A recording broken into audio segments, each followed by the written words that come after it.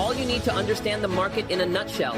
This is Deep Dive Finance by N3WS. All right. Welcome back, everyone. Yeah, welcome back. Today, we're going to be diving into a whole bunch of business and finance news articles. Right. We're going to be covering everything from Disney's succession drama to the latest in the Boeing strike. And we'll even touch on a surprising move by American Express. And what's really fascinating is how all these stories, they seem completely unconnected at first glance, right? Yeah. But they actually highlight some of the most important trends happening in the business world right now. Okay. We're going to see how these companies are grappling with leadership transitions. Yeah. We're going to look at labor negotiations and the evolving landscape of that, and also the constant push for expansion in the financial sector. For sure. And, you know, I love a good story. Of course. Especially when there are these unexpected twists and turns. So let's just jump right into it with Disney.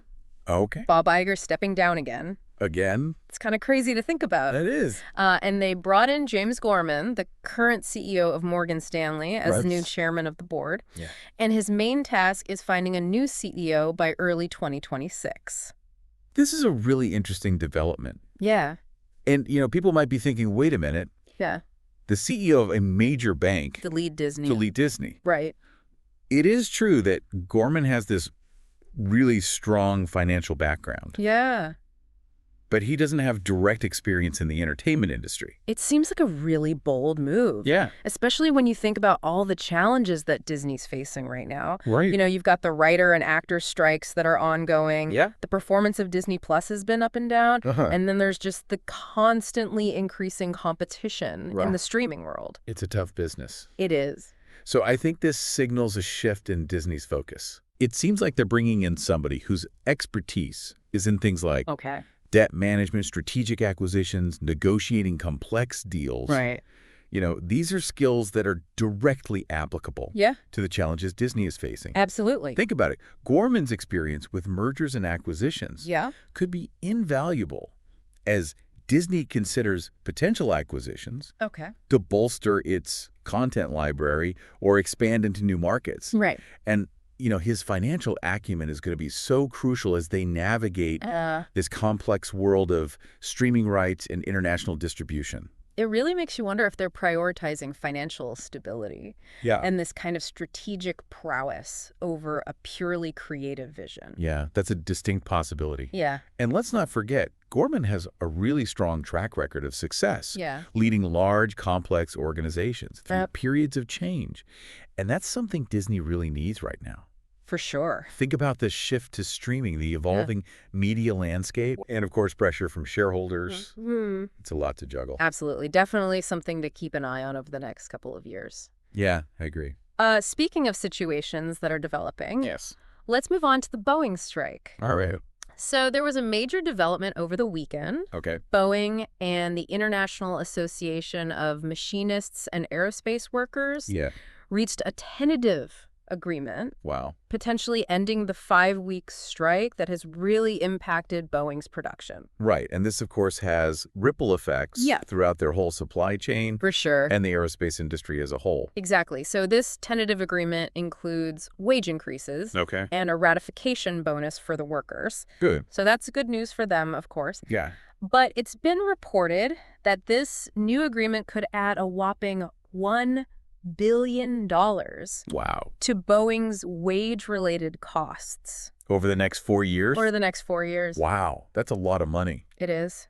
And it definitely raises some important questions. Yeah. How is this going to impact Boeing's profitability moving forward? Right. Are we going to see an increase in the price of their aircraft to try to offset these costs? Yeah, it makes you think about that delicate balance between, you know, meeting the demands of your workforce.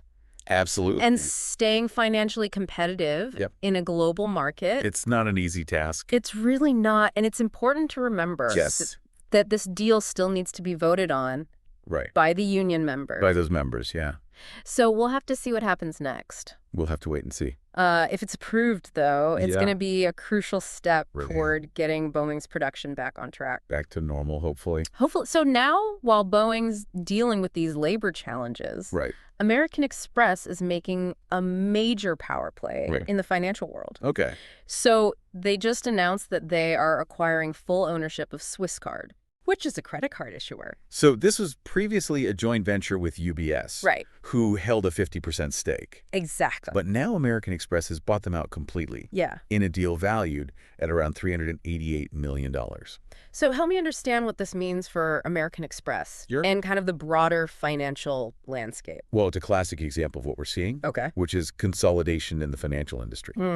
So we're seeing these large players like American Express kind of swallowing up these smaller entities to expand their reach and really grow their market share. It gives them access to new customers and strengthens their position in a really competitive market. So in this case, American Express is essentially doubling down on the credit card market, particularly in Europe where Swisscard is based. Exactly. So it's a strategic move to tap into a new customer base and solidify their presence in a key market. They're betting that the credit card market, particularly in Europe, is going to continue to grow. And they want to be in a prime position to capitalize on that. That makes a lot of sense. All right. So we've got leadership transitions. We do. We've got labor negotiations, big moves in the financial world. Now, buckle up, because our last story for this part of the deep dive is about Nvidia. Ooh, this one is particularly interesting.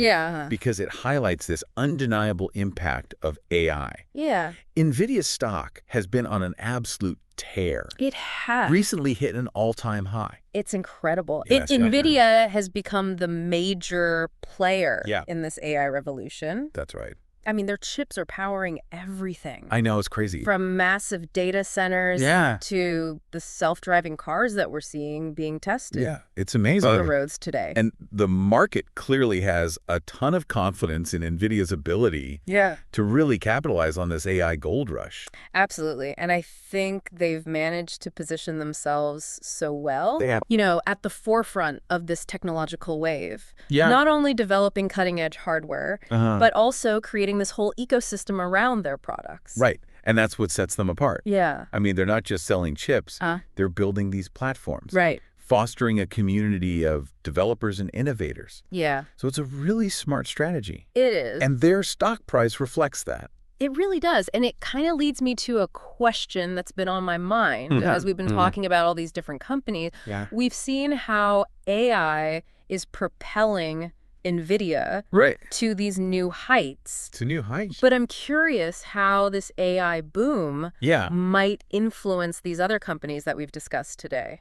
That's a great question. And it's one that I think more and more business leaders are asking themselves. The potential applications of AI are vast. And we're really just starting to scratch the surface. We are.